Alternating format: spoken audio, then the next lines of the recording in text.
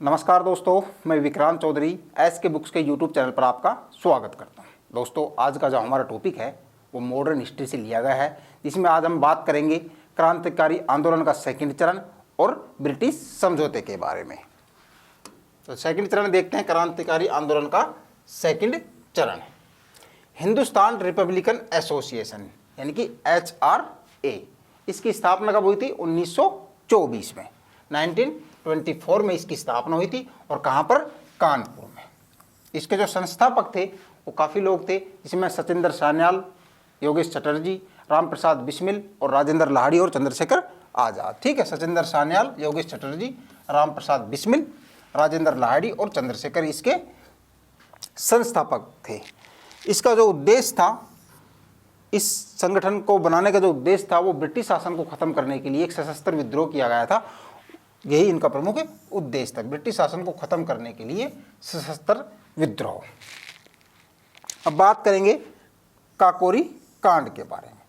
तो सबसे पहले बात करें काकोरी कांड। तो काकोरी कांड कब घटित हुआ था? 9 अगस्त 1925 को। ठीक है, काफ़ी बार एग्जाम में पूछ लिया जाता है कि काकोरी कांड की घटना कब घटित हुई थी। तो कब हुई थी? 9 अगस्त 1925 को। क्या था ये? इसमें एक सरकारी जो खजाने की ट्रेन थी उसको लूट लिया गया था। उसके केस में 4 लोगों को फांसी हुई थी। 1927 में 4 लोगों को फांसी हुई थी, जिसमें राम प्रसाद बिस्मिल, रोशन लाल जी, अशफाक उल्ला खां और राजेंद्र लाहिड़ी। इन 4 लोगों को जो काकोरी कांड हुआ था उसमें जो सरकारी खजाने की ट्रेन लूटी गई थी, उसमें 1927 ईस्वी में 4 लोग कौन कौन थे? राम प्रसाद बिस्मिल, रोशन लाल जी, अशफाक उल्ला खां और राजेंद्र लाहिड़ी को फांसी दी गई थी। कब? 1927 में। 27 फरवरी 1931 को इलाहाबाद, जो अब क्या हो गया है? प्रयागराज के अल्फ्रेड पार्क में चंद्रशेखर आज़ाद पुलिस मुठभेड़ में शहीद हो गए। ठीक है, तो कब हुए थे चंद्रशेखर आज़ाद पुलिस मुठभेड़ में शहीद? 27 फरवरी 1931 को इलाहाबाद के जो अब प्रयागराज है उसका अल्फ्रेड पार्क था, वहाँ पर पुलिस मुठभेड़ हुई थी, उसमें चंद्रशेखर आज़ाद शहीद हो गए थे। 23 मार्च 1931 को सॉन्डर्स की हत्या कब की गई थी? 17 दिसंबर 1928 को रेलवे स्टेशन पर इसकी हत्या कर दी गई थी। तो उसके हत्या के आरोप में भगत सिंह, राजगुरु और सुखदेव को, जो सॉन्डर्स था उसकी हत्या 17 दिसंबर 1928 को लाहौर स्टेशन पर कर दी गई थी। उस हत्या के आरोप में 23 मार्च 1931 को भगत सिंह, राजगुरु और सुखदेव को फांसी दे दी गई थी। और इस षड्यंत्र को द्वितीय लाहौर षड्यंत्र केस के नाम से भी जाना जाता है। ठीक है, एग्जाम में पूछ लिया जाता है। तो द्वितीय लाहौर षड्यंत्र कौन सा था? जब 23 मार्च 1931 को सॉन्डर्स की हत्या के आरोप में भगत सिंह, राजगुरु और सुखदेव जी को फांसी दी गई थी, उसी को ही द्वितीय लाहौर षड्यंत्र केस के नाम से जाना जाता है। भगत सिंह जी के कुछ संगठन के बारे में जानें तो नौजवान भारत सभा, जो कि 1926 में बनाया गया था, लाहौर छात्र संघ, ये प्रमुख इसके संगठन हैं। इनकी एक फेमस बुक थी, वो कौन सी थी?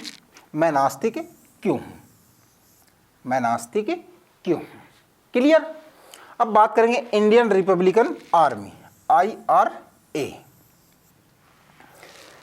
इंडियन रिपब्लिकन आर्मी के जो संस्थापक थे वो सूर्य सेन थे और उनको मास्टरदा के नाम से भी जाना जाता है। किनको? सूर्य सेन को, जो कि इंडियन रिपब्लिकन आर्मी के संस्थापक थे। उनको सूर्य सेन जी, उनको मास्टरदा के नाम से भी जाना जाता है।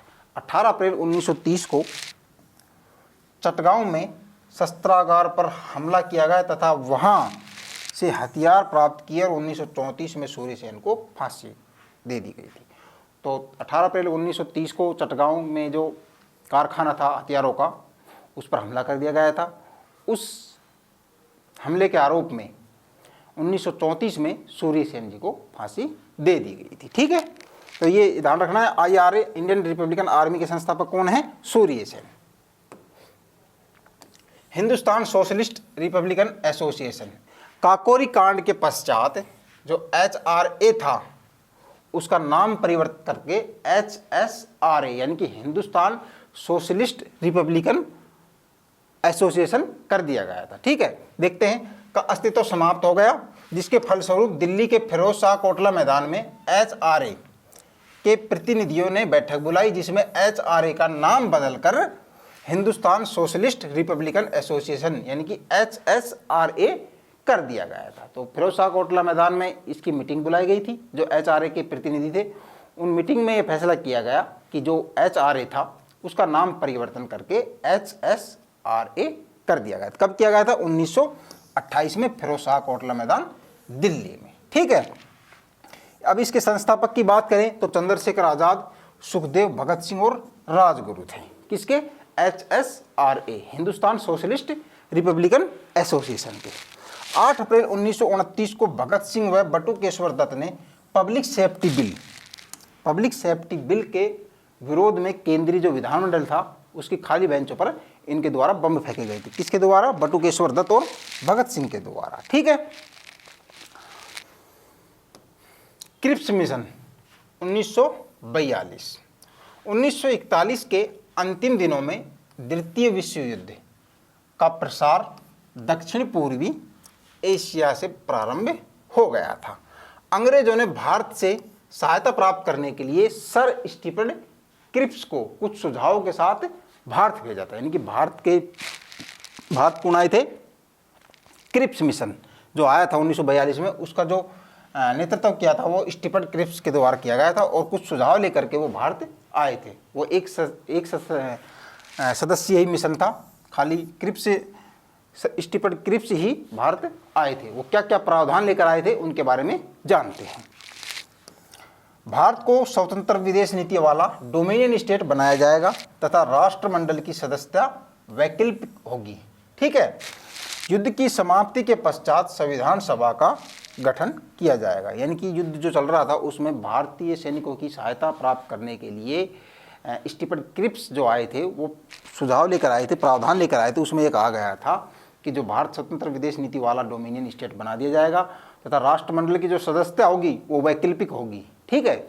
इसके अलावा युद्ध की समाप्ति जब हो जाएगी उसके बाद संविधान सभा का गठन भी किया जाएगा। और क्या थे? प्रांत अपना अलग संविधान बना सकते हैं और शासन के अन्य सभी विभाग भारतीयों को सौंप दिए जाएंगे, जिसमें सभी राजनीतिक दलों के सदस्य होंगे। तो ये जो प्रस्ताव लेकर आए थे इसमें महात्मा गांधी जी को ये लगा कि ये प्रस्ताव जो है ये सभी प्रस्ताव युद्ध समाप्ति के बाद होंगे। यानी कि युद्ध जब समाप्त हो जाएगा उसके बाद ये प्रस्ताव लागू होंगे। इसलिए गांधी जी ने इस प्रस्ताव के लिए क्या कहा था कि यह एक आगे की तारीख का चेक है, यानी कि पोस्ट डेटेड चेक। तो गांधी जी द्वारा पोस्ट डेटेड चेक की संज्ञा किसे दी गई थी? क्रिप्स मिशन को, क्योंकि ये जो सारे जो प्रावधान थे ये जो सेकेंड वर्ल्ड वॉर चल रहा था उसकी समाप्ति के बाद लागू होने थे। इसलिए गांधी जी ने कहा था कि यह एक आगे की तारीख का चेक है, यानी कि पोस्ट डेटेड चेक है। क्लियर? आगे देखेंगे वेवेल योजना 1945। भारत में विभिन्न राजनीतिक समूहों में गतिरोध को हल करने के लिए ब्रिटिश सरकार द्वारा ये शुरू किया गया था। ठीक है। एक प्रस्ताव था वेवेल योजना वाला, तो भारत में राजनीतिक समूहों में गतिरोध का हल करने के लिए ब्रिटिश सरकार द्वारा शुरू किया गया था। यह प्रस्ताव लॉर्ड वेवेल द्वारा तैयार किया गया, जो 1943 में लॉर्ड लिनलिथगो के स्थान पर भारत के वायसराय बने थे। कब बने थे? 1943 में लॉर्ड लिनलिथ जो थे भारत के वायसराय थे, उनके स्थान पर लॉर्ड वेवेल को भारत का वायसराय बनाया गया था। ठीक है। क्या प्रावधान थे इसके वो भी देखते हैं। गवर्नर जनरल तथा कमांडर इन चीफ को छोड़कर कार्यकारी परिषद में सभी सदस्य भारतीय होंगे। यानी कि जो मेन जो पद था वो तो अंग्रेजों के पास ही था। ठीक है। परिषद में हिंदू एवं मुसलमानों की संख्या का अनुपात जो होगा वह 1:1 रखे जाने की बात की गई थी। मुस्लिम लीग ने शर्त रखी कि परिषद के सभी मुस्लिम सदस्यों का मनोनयन वह खुद करेगा और आगे की चर्चा के लिए शिमला सम्मेलन का आयोजन किया जाएगा। ठीक है। तो शिमला सम्मेलन का आयोजन होता है, कब होता है? 25 जून 1945 को शिमला सम्मेलन। तो कहाँ हुआ था? शिमला के विसरल लॉज में। शिमला के विसरल लॉज में एक बैठक हुई जिसमें वायसराय जो कौन थे? अब लॉर्ड वेवेल और ब्रिटिश भारत के प्रमुख राजनीतिक नेताओं ने वेवेल योजना पर चर्चा की, जो वेवेल योजना थी, उस पर चर्चा की। और वेवेल योजना के प्रावधान पर चर्चा करने के लिए समर कैपिटल ब्रिटिश इंडिया में लॉर्ड वेवेल द्वारा 21 भारतीय राजनीतिक नेताओं को आमंत्रित किया गया था। और इस सम्मेलन में 1945 के शिमला सम्मेलन के रूप में जाना जाता है। जो ये सम्मेलन हुआ था, 21 भारतीय राजनीतिक नेताओं को आमंत्रित किया गया था 25 जून 1945 को शिमला के विसरल लॉज में। उसी सम्मेलन को शिमला सम्मेलन के रूप में जाना जाता है। क्या बातें हुई कि जिन्ना का तर्क था कि कार्यकारी परिषद में कोई गैर लीग मुस्लिम नहीं चुना जाएगा, कोई गैर लीग मुस्लिम नहीं चुना जाएगा और केवल मुस्लिम लीग भारत के मुसलमानों का प्रतिनिधित्व करेगी। लेकिन जो कांग्रेस थी, उन्होंने इन मांगों को खारिज कर दिया और ये जो सम्मेलन हुआ था, शिमला सम्मेलन, वो असफल हो गया। ठीक है, तो ये असफल हो गया था। आगे देखेंगे कैबिनेट मिशन 1946 में। कैबिनेट मिशन कह दिया मंत्रिमंडलीय समिति, कब हुआ था? 1946 में। इसमें 3 सदस्य थे। कौन थे? पैथिक लॉरेंस, एवी अलेक्जेंडर और स्टेफर्ड क्रिप्स। जो इसके अध्यक्ष थे वो कौन थे? Pethick Lawrence. क्रिप्स कैबिनेट जो मिशन था उसके जो अध्यक्ष थे वो 3 सदस्यीय दल था। उसमें जो अध्यक्ष थे वो पैथिक लॉरेंस थे और उनके साथ एवी अलेक्जेंडर और स्टेफोर्ड क्रिप्स भारत आए थे। क्या प्रावधान लेकर आए थे कि पाकिस्तान का प्रस्ताव अस्वीकृत कर दिया गया था, प्रांतों को स्वायत्तता अवशिष्ट शक्तियां प्रदान की गई। प्रांतीय विधानसभाओं द्वारा संविधान सभा के सदस्यों का चयन, देशी रियासतें उत्तराधिकारी सरकार या ब्रिटिश सरकार से समझौता करने हेतु स्वतंत्र। कैबिनेट मिशन की सिफारिशों के आधार पर ही संविधान सभा के चुनाव करवाए जाए। तो अभी इसके आधार पर ही चुनाव हुए थे। देखते हैं किस प्रकार से हुए थे। संविधान सभा में 389 सदस्य थे। 389 सदस्य पर चुनाव हुए थे। तो ब्रिटिश भारत से कितने सदस्य थे? 292। तो ब्रिटिश भारत थे उससे 292 सदस्य थे। उनमें से सामान्य 214 थे और मुस्लिम कितने थे? 78। सामान्य कितने थे? 214 और मुस्लिम थे 78। सामान्य में भी कांग्रेस के कितने थे? 208 और मुस्लिम लीग से कितने थे? 73। इसलिए मुस्लिम इसमें अल्पमत में थी। ठीक है, मुस्लिम लीग। और देशी रियासत इसके कितने थे? 93। ये मनोनयन किए गए थे। और 4 जो थे वो आयुक्त प्रांत थे। उनसे वो कौन कौन से थे? दिल्ली, अजमेर, मेरवाड़, कुर्ग और ब्रिटिश बलूचिस्तान। इस प्रकार से 389 सदस्यों का चुनाव किया गया, जिसमें से ब्रिटिश भारत से 292 सदस्य थे। उनमें सामान्य से 214 थे और मुस्लिम 78 थे। बात की जाए सामान्य में तो कांग्रेस के सामान्य में 208 थे और मुस्लिम में बात की जाए तो मुस्लिम लीग से कितने थे? 73। और देशी रियासत से जो थे वो 93 सदस्य थे, जो उनके चुनाव नहीं थे, वो मनोनयन किए गए थे। और 4 जो थे वो दिल्ली, अजमेर, मेरवाड़ा, कुर्ग और बलूचिस्तान से थे। क्लियर? इस प्रकार संविधान सभा मुस्लिम लीग अल्पमत में थी, अतः लीग ने संविधान सभा का बहिष्कार कर दिया था। क्योंकि वो कितने थे उनके? 73 थे। टोटल 78 थे, लेकिन मुस्लिम लीग से कितने थे? 73 थे। तो 1940 में जवाहरलाल नेहरू के नेतृत्व में अंतरिम सरकार का गठन किया गया था। तो कब किया गया था? 1940 में पंडित जवाहरलाल नेहरू के नेतृत्व में अंतरिम सरकार का गठन किया गया। एटली की घोषणा कब हुई थी? 20 फरवरी 1947। जब भारत स्वतंत्र हुआ था उस समय ब्रिटिश प्रधानमंत्री कौन था? क्लीमेंट एटली, ब्रिटिश पीएम थे।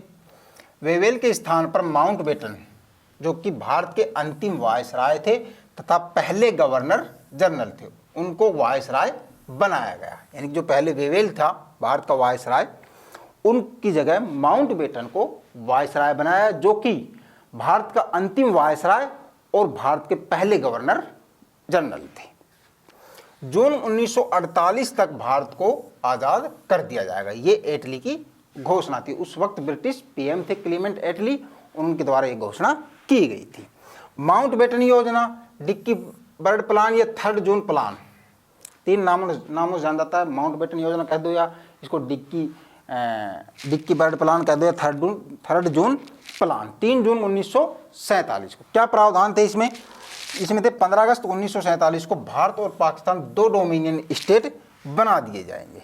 15 अगस्त 1947 को भारत और पाकिस्तान दो पृथक स्टेट बना दिए जाएंगे। 4 जुलाई 1947 को भारतीय स्वतंत्रता विधेयक ब्रिटिश संसद में प्रस्तुत किया गया, जो 18 जुलाई 1947 को पारित कर दिया गया था। तो भारतीय जो स्वतंत्रता विधेयक था वो 4 जुलाई 1947 को ब्रिटिश संसद में प्रस्तुत किया गया था, जो कि 18 जुलाई 1947 को वहां पर पारित हो गया था। भारतीय स्वतंत्रता अधिनियम 1947, 18 जुलाई 1947 क्या प्रावधान थे कि 15 अगस्त 1947 को भारत तथा पाकिस्तान दो डोमिनियन स्टेट होंगे। भारत और पाकिस्तान के लिए अलग अलग गवर्नर जनरल बनाए जाएंगे। जब तक संविधान का निर्माण नहीं हो जाता तब तक 1935 का जो 1935 ईस्वी के अधिनियम के अनुसार ही शासन किया जाएगा। 1935 का जो अधिनियम था उसी के अकॉर्डिंग शासन किया जाएगा तब तक जब तक संविधान का निर्माण नहीं किया जाता है। जब तक चुनाव नहीं होते तब तक अंतरिम सरकार जारी रहेगी और चुनाव होने तक संविधान सभा संसद का कार्य करेगी। जो संविधान सभा थी वो ही संसद के रूप में कार्य करेगी जब तक चुनाव नहीं हो जाते, और जब तक चुनाव नहीं होते तब तक अंतरिम सरकार जारी रहेगी। ठीक है, पहला सवाल देखते हैं। काकोरी कांड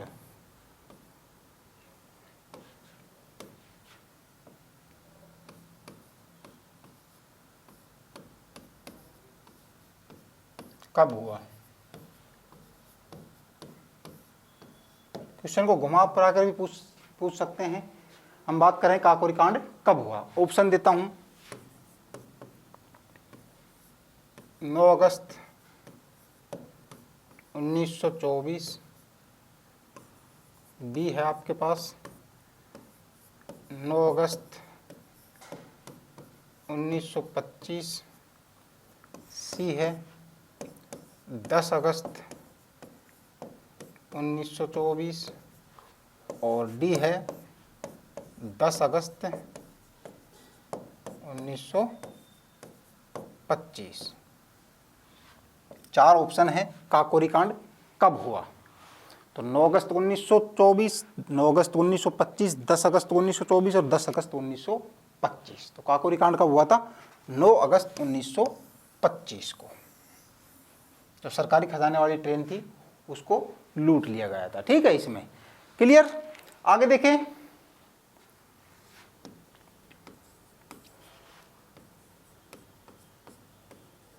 नौजवान भारत सभा, नौजवान भारत सभा का गठन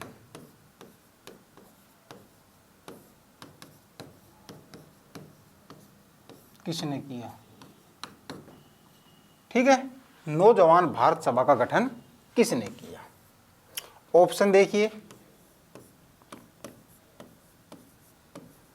चंद्रशेखर आजाद, बी है भगत सिंह जी,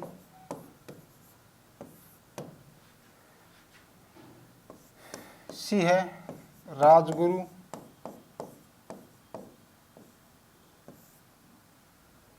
और डी है Rajendra Lahiri.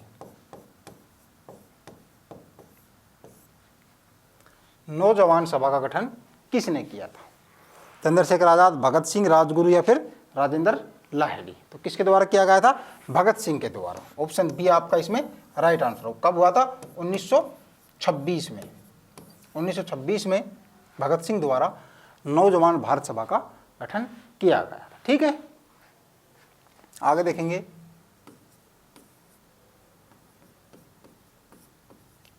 Indian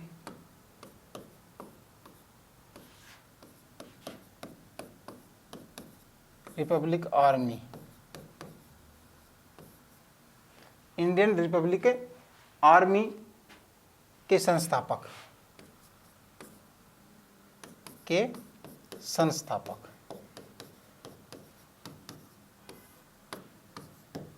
Indian Republican army के संस्थापक कौन थे? यानी कि IRA, इंडियन रिपब्लिकन आर्मी के संस्थापक तो ऑप्शन देखते हैं।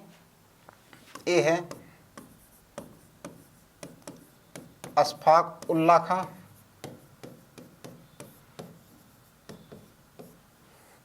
बी है राजेंद्र लाहिड़ी,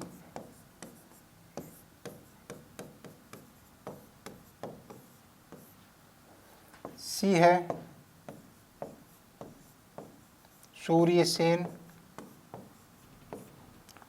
और डी है आपका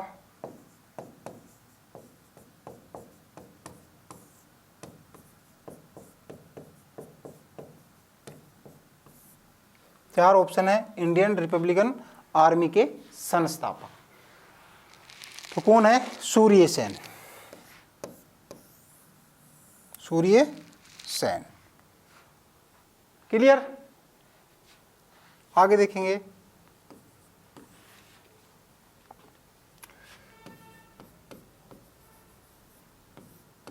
गांधी जी द्वारा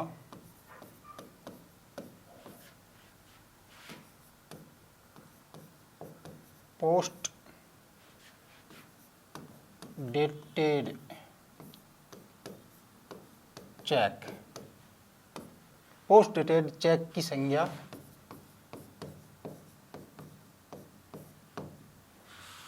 किसे दी गई?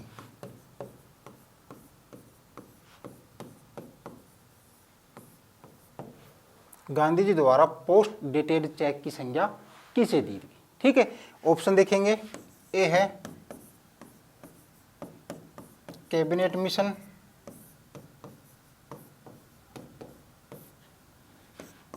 बी है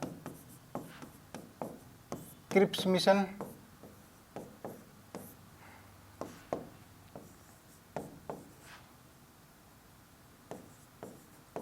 माउंटबेटन योजना,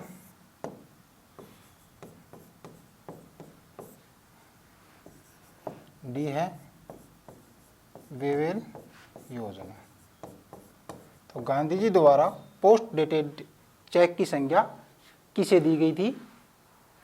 बताइए।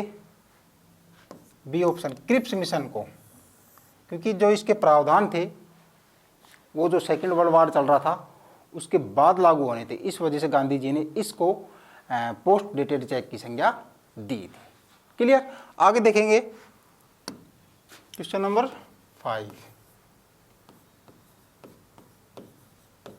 शिमला सम्मेलन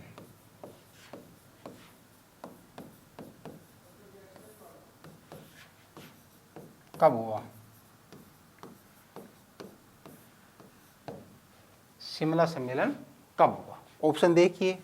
ए है 25 जून 1944, बी है 25 जून 1945, सी है 24 जून 1944 और डी है 24 जून 1945। शिमला सम्मेलन कब हुआ था? बताइए। कब हुआ था? 25 जून 1945 को, और ये असफल रहा था। ठीक है, आगे देखेंगे।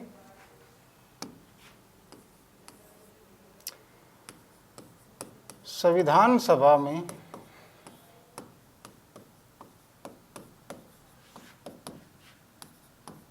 देशी रियासतों से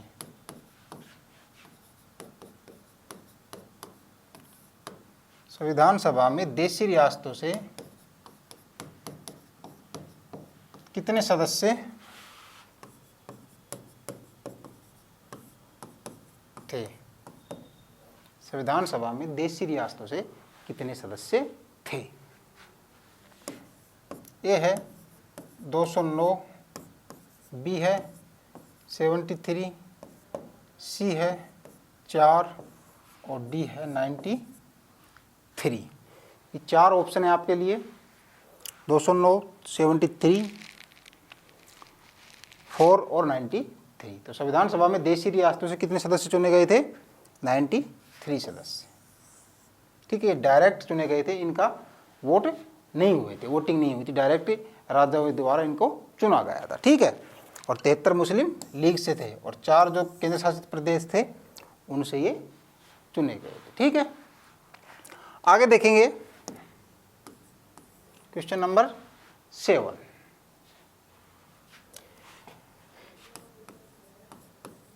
निम्नलिखित में से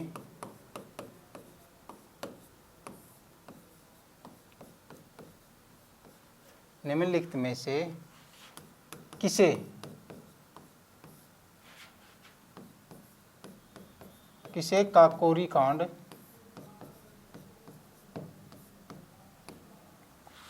में फांसी नहीं दी गई?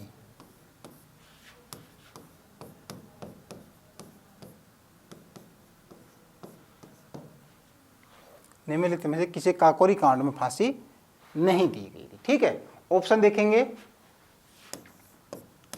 ए है चंद्रशेखर आजाद,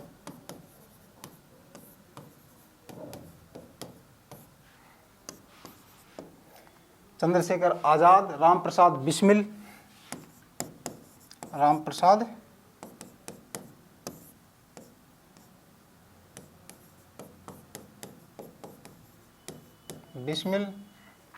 सी है रोशनलाल,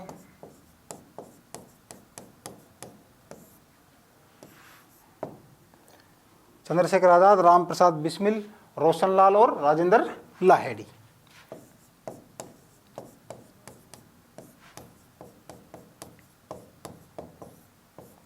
इनमें से किसे काकोरी कांड में फांसी नहीं दी गई? किसे नहीं दी गई थी बताइए? चंद्रशेखर आजाद को। ये तो पुलिस मुठभेड़ में शहीद हो गए थे। ठीक है, तो ये आपका ऑप्शन ए सही होगा। किसे नहीं दी गई थी पूछा है, फांसी नहीं दी गई थी, है ना। तो राम प्रसाद बिस्मिल, रोशनलाल, राजेंद्र लाड़ी को फांसी दी गई थी काकोरी कांड में, लेकिन जो ये थे चंद्रशेखर आजाद, इनको फांसी नहीं दी गई थी। ठीक है, नेक्स्ट देखेंगे। निम्न में से किसे मास्टरदा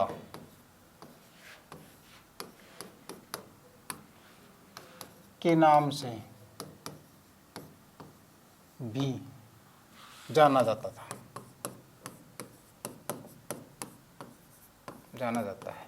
निम्नलिखित में से किसे मास्टरदा के नाम से जाना जाता है? ठीक है, ऑप्शन देखेंगे। ए है योगेश चटर्जी,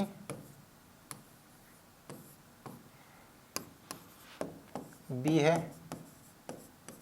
सचिंदर सान्याल,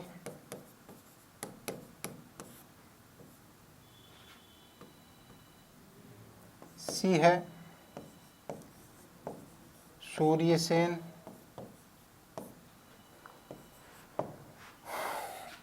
और राम प्रसाद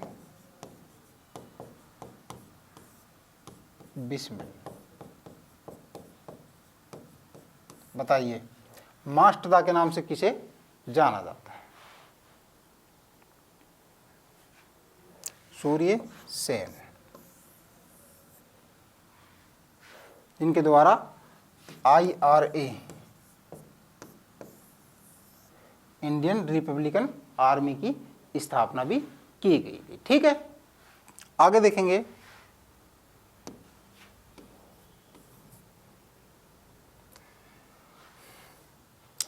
भारत के स्वतंत्रता के समय के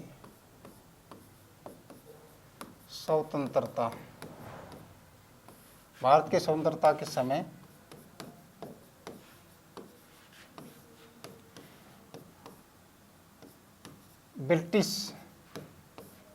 भारत के स्वतंत्रता के समय ब्रिटिश प्रधानमंत्री कौन थे?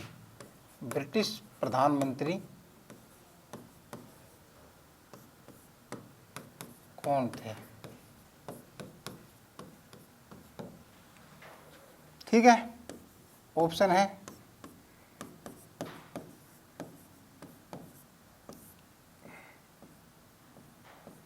Clement Attlee,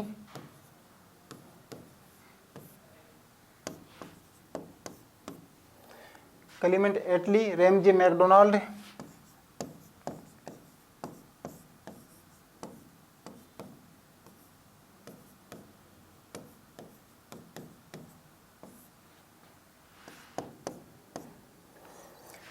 Clement Attlee, Ramsay MacDonald, Pethick Lawrence,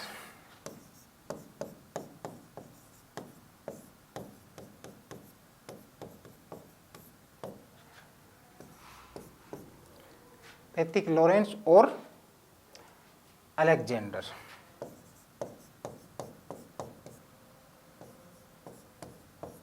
बताइए भारत के स्वतंत्रता के समय ब्रिटिश प्रधानमंत्री कौन था? तो कौन था?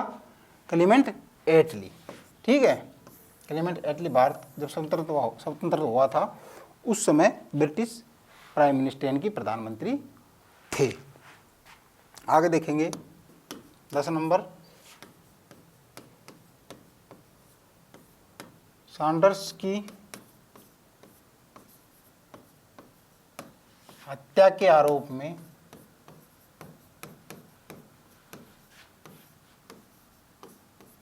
उन्नीस सौ 31 में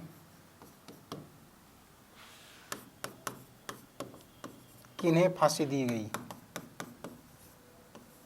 किन्हें फांसी दी गई?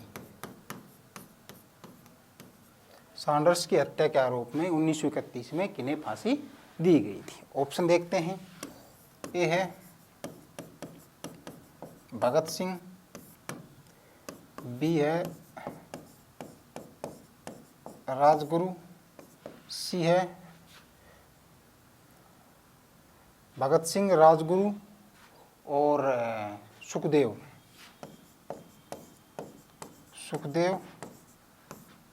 और डी है उपयुक्त सभी। बताइए सैंडर्स की हत्या के आरोप में 1931 में किन्हें फांसी दी गई थी? तो भगत सिंह, राजगुरु, सुखदेव तीनों को दी गई थी 23 मार्च, है ना, 23 मार्च 1931। तो आपका राइट आंसर क्या होगा? ऑप्शन डी आपका इसमें राइट आंसर होगा। ठीक है, आगे देखेंगे।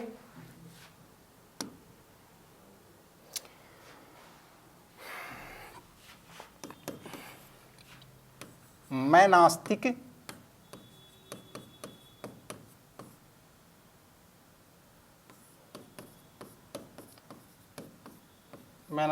क्यों हूं? मैं नास्तिक क्यों हूं पुस्तक किसके द्वारा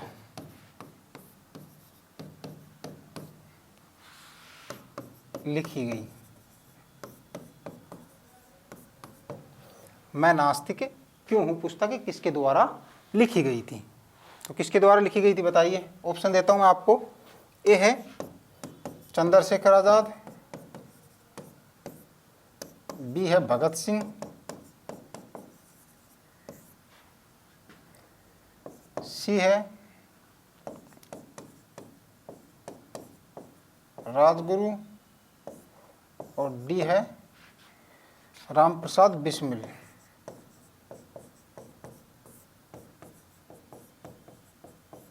मैं नास्तिक क्यों हूं पुस्तक किसके द्वारा लिखी गई थी? तो किसके द्वारा लिखी गई थी?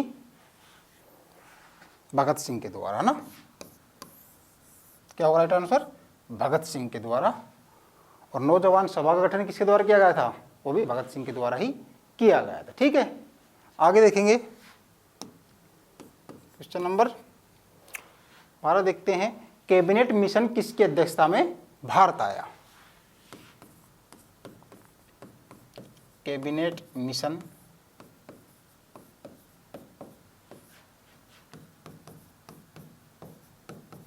किसकी अध्यक्षता में?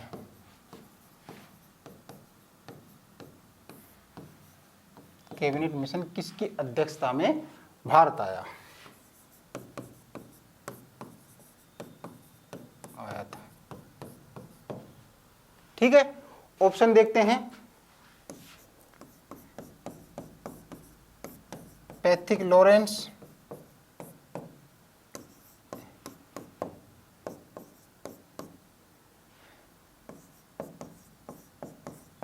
स्टीफोर्ड Cripps, Pethick Lawrence, Stafford Cripps, Alexander,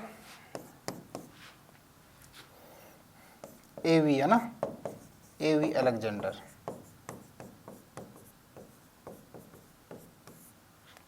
और डी है इनमें से कोई नहीं।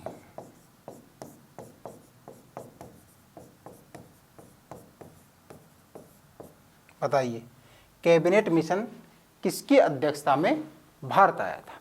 पैथिक लॉरेंस, स्टीफोर्ड क्रिप्स, एवी अलेक्जेंडर या इनमें से कोई नहीं। तो किसके अध्यक्षता में आया था? पैथिक लॉरेंस के अध्यक्षता में। 3 सदस्यीय दल था ये, जिसमें स्टीफोर्ड क्रिप्स भी थे और एवी अलेक्जेंडर थे, यानी कि 3 थे। लेकिन यहाँ पूछा गया है अध्यक्षता, तो किसकी अध्यक्षता में आया था? पैथिक लॉरेंस की अध्यक्षता में। क्लियर? इस प्रकार के क्वेश्चन एसएससी एमटीएस में पूछे जाते हैं, वो आपको करवा दिए गए हैं, उनको आप अच्छे से देखना है। पहले थ्योरी का पार्ट देखना है, उसके बाद आपको क्वेश्चन भी देखने हैं। ठीक है, इस प्रकार से ही एसएससी क्वेश्चन पूछता है। अब मैं कुछ इंपॉर्टेंट बुक्स के बारे में बता देता हूं, जिनको पढ़ने के बाद आप अपना सिलेक्शन सुनिश्चित कर सकते हैं। ठीक है, बात करेंगे तीनों बुक्स एसके बुक्स पब्लिकेशन की हैं। पहले की बात करें तो एसएससी द्वारा आयोजित मल्टीटास्किंग, एसएससी द्वारा जो आयोजित एमटीएस की जो भर्ती होती है, मल्टीटास्किंग गैर तकनीकी स्टाफ एम हवलदार सीबीआईसी एंड सीबीएन भर्ती परीक्षा के लिए ये गाइड है, स्पेशल उसी के लिए इसको बना रखा है। इस गाइड में आपको क्या क्या मिलने वाला है वो मैं आपको डिटेल में बता देता हूँ। इसके अंदर आपका जो सिलेबस है, उस सिलेबस के अनुसार जो सामान्य जीके का पार्ट आता है, गणित का आता है, इंग्लिश का आता है और रीजनिंग का आता है, वो जो आपका सिलेबस है उस सिलेबस के अनुसार इसमें मैटर उपलब्ध करवा रखा है। एसएससी एमटीएस 2011 से लेके अब तक के प्रश्नों का इसमें चैप्टर वाइज, टॉपिक वाइज और टाइप वाइज बिल्कुल सिस्टमेटिक तरीके से इसमें मैटर उपलब्ध करवा रखा है। बात की जाए सभी प्रश्नों की व्याख्या की, तो सभी प्रश्नों की व्याख्या आपको मिलेगी इसमें क्यूआर कोड दे रखा है। आप अपने मोबाइल से क्यूआर कोड स्कैन कीजिए और कंप्लीट उसका पीडीएफ के माध्यम से उसका सॉल्यूशन देख सकते हैं। ठीक है, तो आप अपनी तैयारी के लिए इस बुक को जरूर प्रेफरेंस करें, ये बहुत शानदार बुक है। बात की जाए सामान्य ज्ञान के लिए, तो सामान्य ज्ञान के लिए बात की जाए तो एसएससी जीडी और एमटीएस के लिए ये गाइड स्पेशल बनाई गई है। इसके अंदर आपको क्या क्या मिलने वाला है वो भी मैं आपको डिटेल में बता देता हूँ। एसएससी जीडी व एमटीएस के 2011 से लेके अब तक के प्रश्नों, जितने भी प्रश्न आए हैं उन प्रश्नों का चैप्टर वाइज, टॉपिक वाइज और टाइप वाइज मैटर इसमें उपलब्ध करवा रखा है। एसएससी जीडी व एमटीएस की परीक्षाओं में जो जीके यानी कि सामान्य अध्ययन के प्रश्न आते हैं, उन्हीं के ही स्तर की अन्य परीक्षाओं के प्रश्नों का भी इसमें समावेश किया गया है कि किस प्रकार से क्वेश्चन बनते हैं। ठीक है, एसएससी की पुरानी एमसीक्यू व नई टीसीएस एमसीक्यू के प्रश्नों का भी इसमें समावेश किया गया है। और सभी प्रश्नों की जितने भी प्रश्न हैं उन प्रश्नों का आंसर के साथ साथ उनका एक्सप्लेनेशन, उनका संपूर्ण जो व्याख्या है, उनकी एक्सप्लेनेशन है, वो भी इसमें डाल रखी है। ठीक है, और इसको लेटेस्ट पैटर्न के अनुसार बनाया गया है, तो इसको आप जरूर ऐड किए अपने तैयारी में। बात की जाए सामान्य ज्ञान के अलावा, सामान्य ज्ञान को आप मजबूत करने के लिए सामान्य ज्ञान वृत्त के नाम से ये बुक है, जो सभी प्रतियोगी परीक्षाओं के लिए बहुत ही शानदार बुक है। इस बुक को पढ़ने के बाद आप जितने भी भर्ती आप देखते हो, चाहे रेलवे की हो, एसएससी की हो या फिर स्टेट गवर्नमेंट की जो भी भर्तियाँ होती है, चाहे टीचिंग की हो, चाहे किसी भी महकमे में कोई भी वैकेंसी आती हो, उसमें जीके का पार्ट तो आता ही है। उसके अकॉर्डिंग ही इसमें जीके का पार्ट डाल रखा है। यानी कि सामान्य ज्ञान का अगर आपको मजबूत पकड़ बनानी है तो इस बुक से बेस्ट कोई बुक आपको नहीं मिलेगी। इसके अंदर आपको टॉपिक वाइज, टाइप वाइज बिल्कुल सिस्टमेटिक तरीके से एक एक टॉपिक को अच्छे से समझाया गया है, बिल्कुल आसान भाषा में समझाया गया है। लैंग्वेज इसकी बिल्कुल सरल है, जो आपको पढ़ने में बहुत अच्छा लगेगा और आप अपना सिलेक्शन सुनिश्चित कर सकते हैं। ये सभी बुक्स आपको नज़दीकी बुक स्टोर पर भी मिल जाएगी, और अगर आप ऑनलाइन लेना चाहते हैं तो इसका लिंक डिस्क्रिप्शन बॉक्स में अवेलेबल है। इस चैनल पर हम एसएससी, एमटीएस व अन्य सभी भर्तियों से संबंधित इंपॉर्टेंट जानकारी और स्टडी मटेरियल उपलब्ध करवाते रहेंगे। तो वीडियो को लाइक कीजिए, चैनल को सब्सक्राइब कीजिए और अपने दोस्तों के साथ शेयर कीजिए। मिलेंगे नेक्स्ट वीडियो में। जय हिंद।